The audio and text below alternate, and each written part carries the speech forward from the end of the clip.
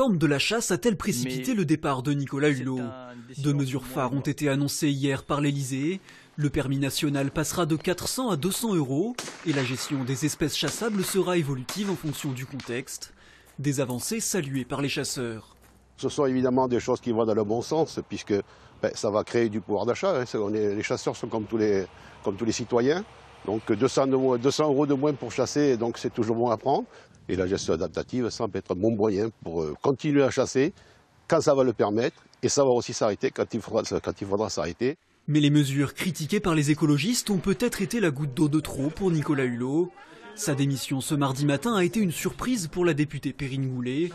Pas toujours en phase avec le ministre, notamment sur le nucléaire, elle regrette les reproches dont il a fait l'objet au cours des derniers mois.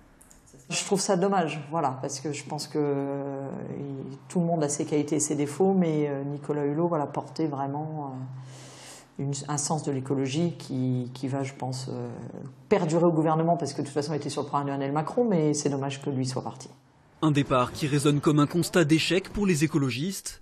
Élu d'opposition à Nevers, Wilfried Séjot pointe le poids des lobbies au gouvernement.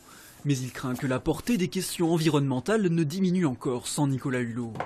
Effectivement, il n'y a aucune corrélation entre ce qu'on voit de la dégradation de l'environnement et de l'impact sur les êtres humains et sur la biodiversité, et puis les décisions politiques qui ne sont absolument pas à la hauteur. Je pense que c'est une voie importante qui va disparaître. Je ne vois pas qui, mieux que Nicolas Hulot, pouvait porter les enjeux écologiques au sein de ce gouvernement.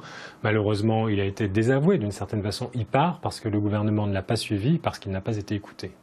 Le nom du successeur de Nicolas Hulot à la tête du ministère sera donc scruté avec attention, en attendant de savoir si il ou elle pourra peser dans les enjeux à venir.